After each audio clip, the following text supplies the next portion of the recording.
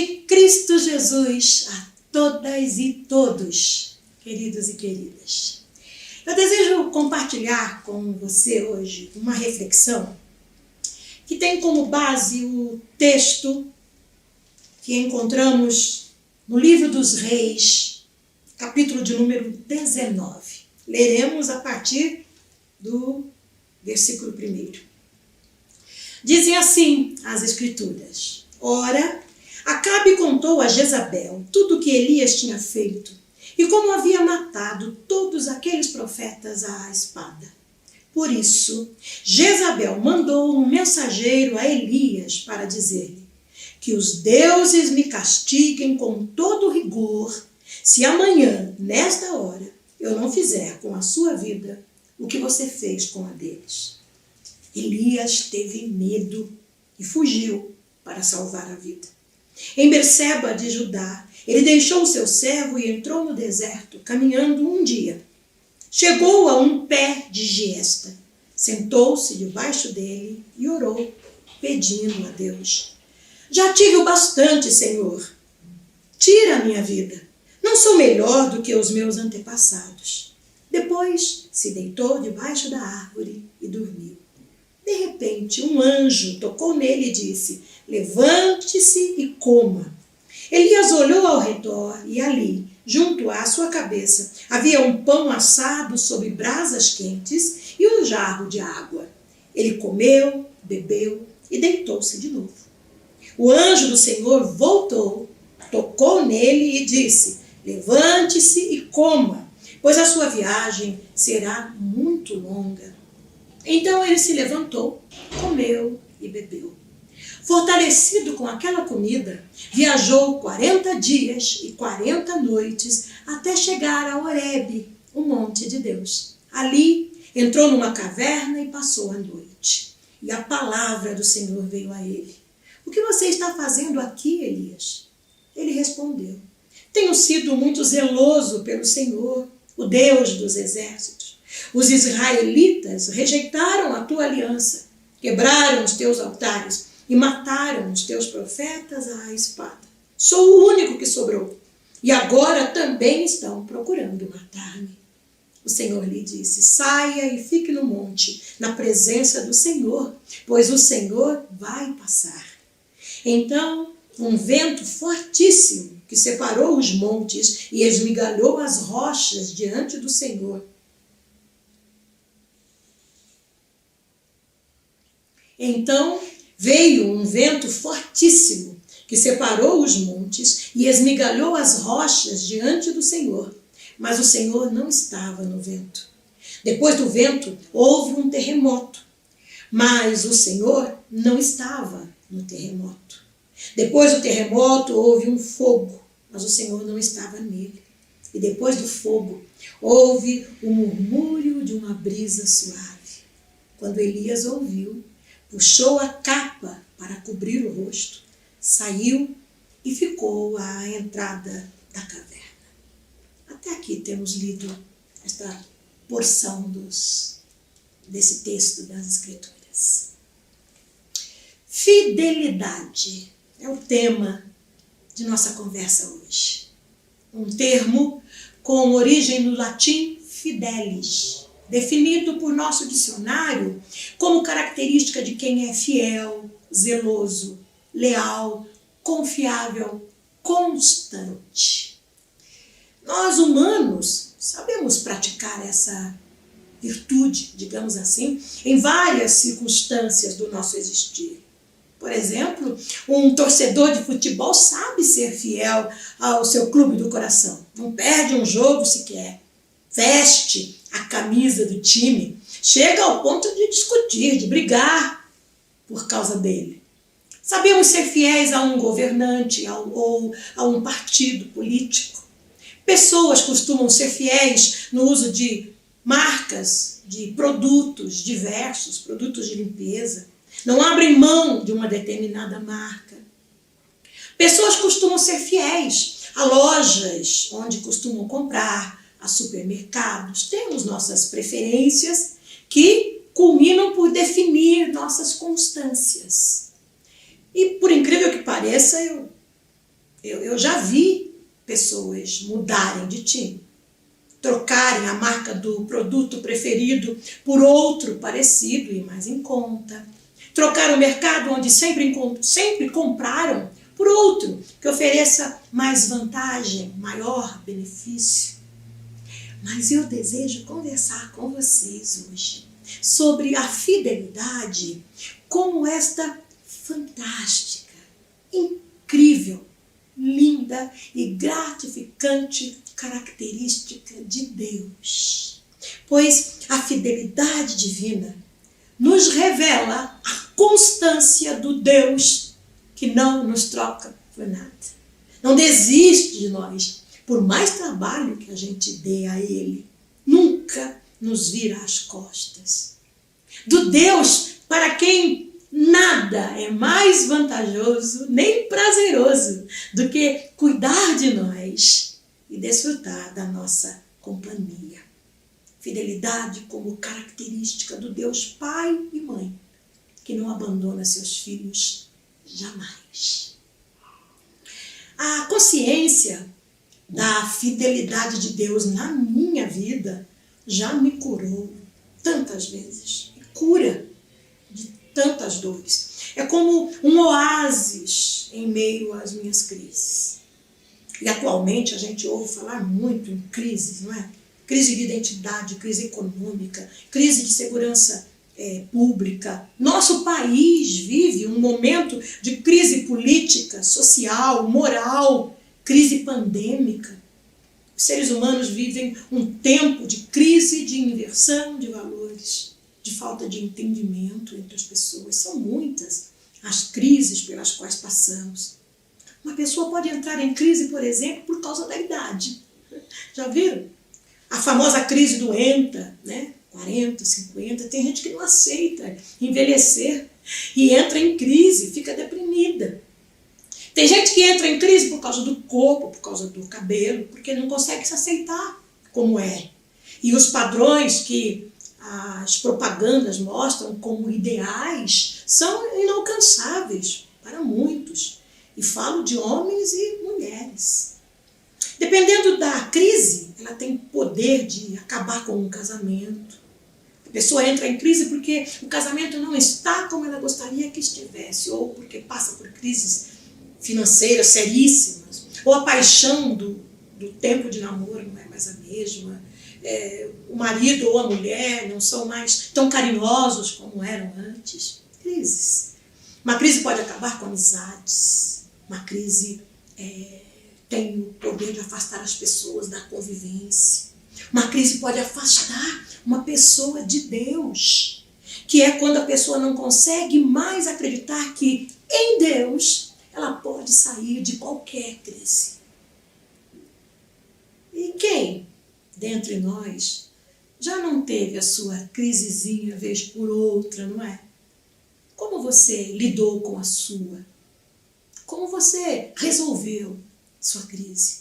Porque dependendo de como lidamos com a crise, ela pode nos fortalecer ou nos destruir. E isso acontece não necessariamente por causa do tipo de crise pela qual passamos, e sim por conta de como lidamos com ela. Nós enfrentamos tantas dificuldades no dia a dia que por vezes somos levados a sonhar e até a orar a Deus, pedindo por uma vida sem problemas, sem doenças, sem miséria, sem crises.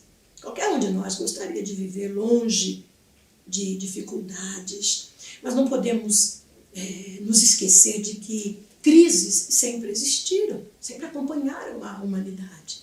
Os homens e mulheres que a Bíblia nos dá a conhecer, que foram poderosos até em seus relacionamentos com Deus, também enfrentaram momentos de grandes crises e desespero, como o Elias, no texto que lemos há pouco. Penso que este seja um bom exemplo da fidelidade divina, percebida como um oásis. Nós lemos sobre um Elias que foi agente de grandes feitos em nome de Deus e que neste momento do texto estava ameaçado de morte por uma mulher que tinha autoridade e poder para tirar-lhe a vida, para matá-lo. E essa ameaça desencadeou uma crise na vida do profeta. Uma crise que fez com que ele tomasse 3 atitudes que podemos achar no mínimo estranhas para alguém que andava com Deus e tinha testemunhado sinais poderosos dessa presença na vida. A primeira atitude nós encontramos no versículo 3. Lemos que Elias sentiu medo e se isolou. Fugiu com o propósito de salvar a própria vida. Tentou fugir da crise. E essa é uma atitude que parece ser o nosso primeiro impulso sempre. Fugir. Fugir. Depois, na parte A do versículo 4, lemos que Elias buscou isolar-se de tudo e de todos. Ele não queria ver nem ouvir ninguém. E aí, qualquer semelhança com a atitude de alguns de nós não se trata de mera coincidência. E na parte B deste versículo 4, lemos que Elias pediu para morrer. Um ponto extremo, infelizmente, atingido por tantos humanos em qualquer tempo ou lugar. Queridas e queridos, aprendemos com a psicologia que eu e você podemos desenvolver estes sintomas na nossa vida diante de uma circunstância crítica, difícil de lidar. Fuga, isolamento e desejo de morrer são sintomas claros de um estado depressivo. O grande profeta Elias fugiu, isolou-se e desejou morrer.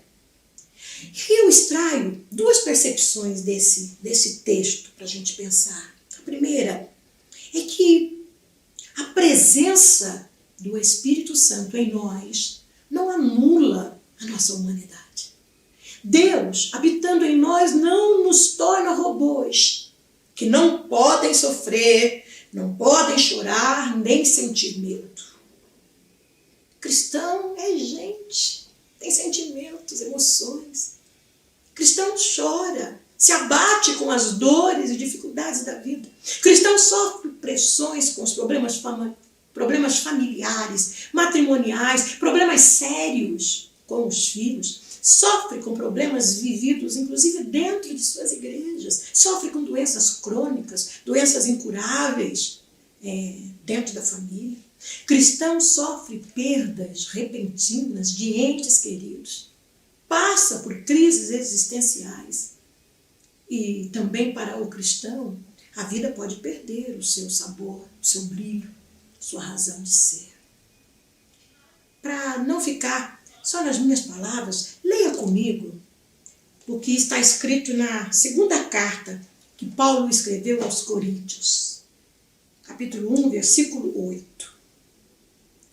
Vejam, irmãos, não queremos que vocês desconheçam as tribulações que sofremos na província da Ásia, as quais foram muito além da nossa capacidade de suportar, ao ponto de perdermos a esperança da própria vida. Paulo testemunhando aos Coríntios. Isso acontece porque nossa humanidade não é anulada quando inserimos Jesus em nossas vidas. Somos humanos, como o humano foi o profeta Elias, com seus medos, com suas dúvidas. A minha segunda percepção nesse texto é algo que julgo por lindo e vital para mim. A fidelidade divina, que revela que mesmo quando eu e você já desistimos, o Senhor não desiste de nós. Deus não desiste de nós.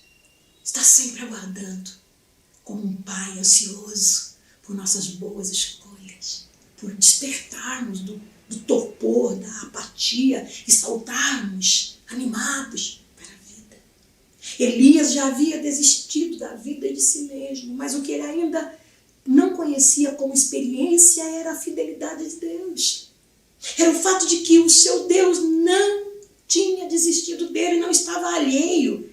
Não estava indiferente à dor do seu momento de crise, porque sua divina fidelidade o impedia de agir assim, de deixar para lá, de desistir.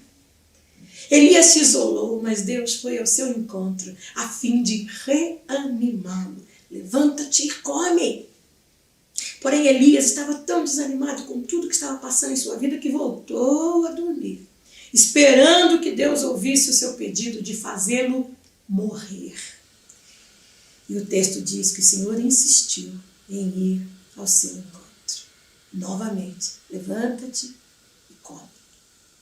Que fantástico, que maravilhosa verdade é essa, para guardarmos no nosso coração a constância divina, a fidelidade divina, o fato de que Deus insiste, não abre mão de nós.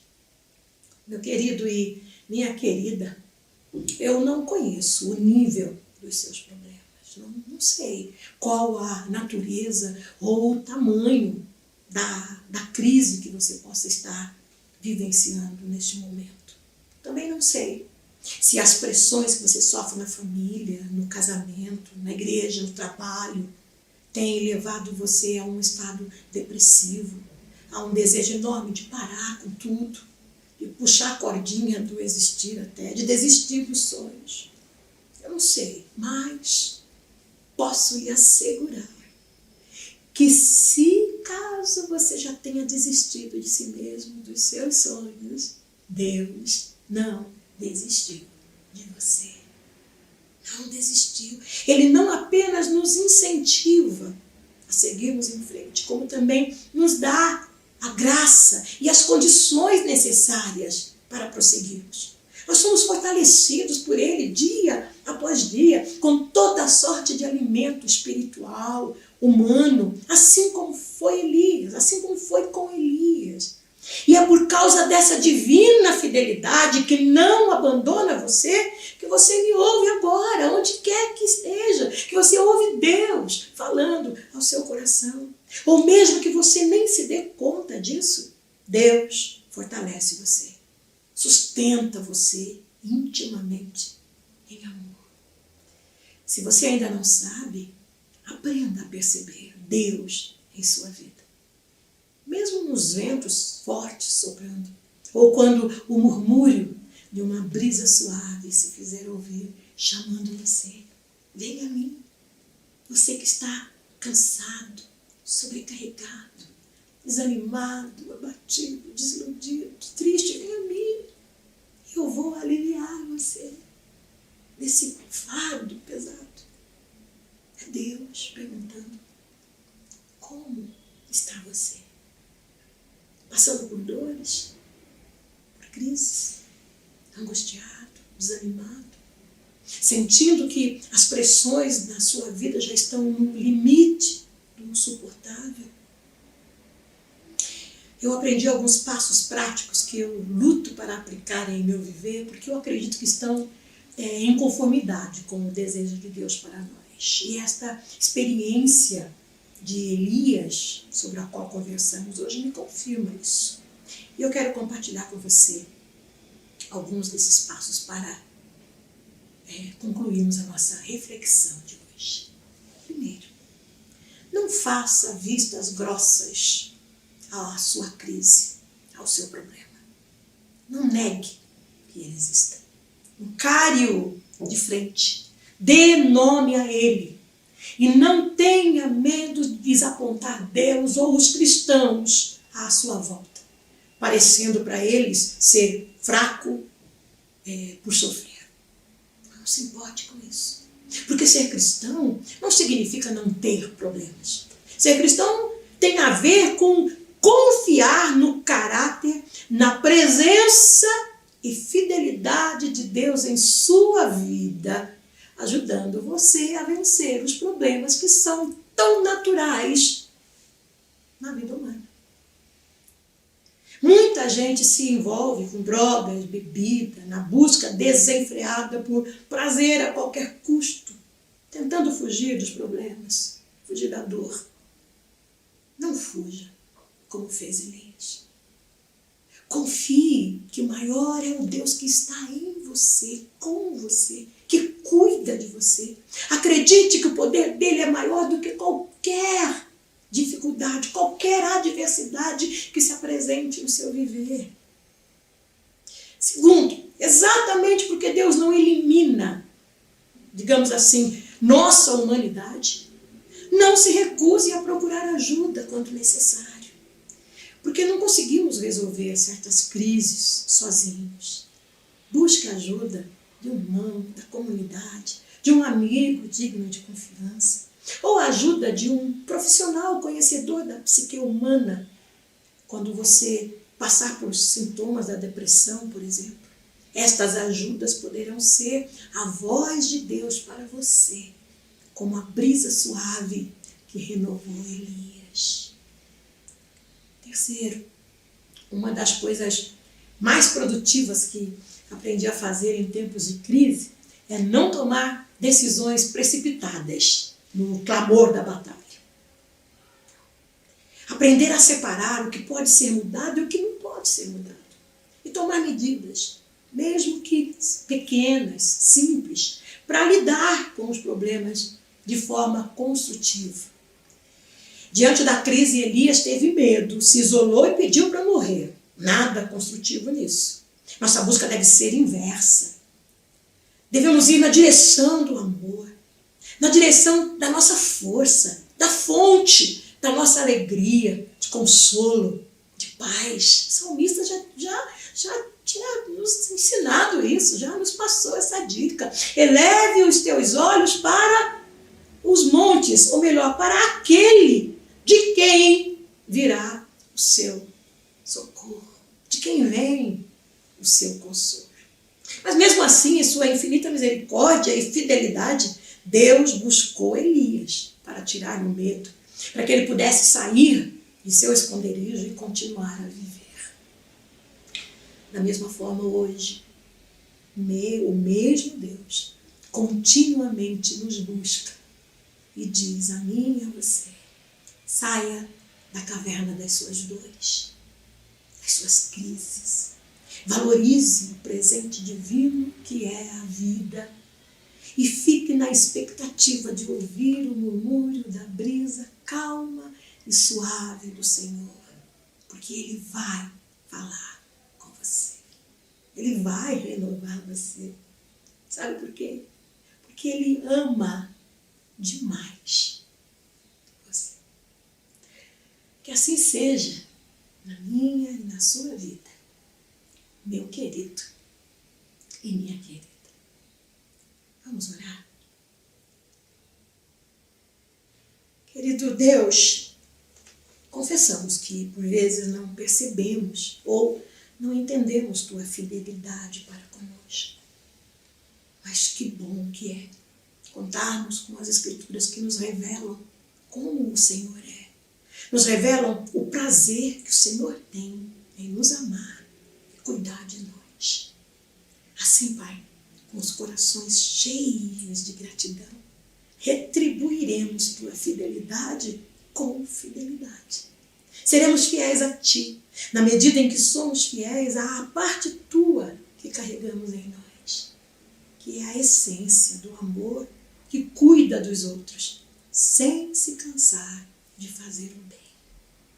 Assim seremos, querido Deus, fiel Deus, no nome precioso de Cristo Jesus. Amém. Grata por sua companhia, de onde quer que você esteja. Nossa Betesda Sem Fronteiras faz betesdenses em todo canto deste mundo de meu Deus. Receba a bênção que os apóstolos nos ensinaram.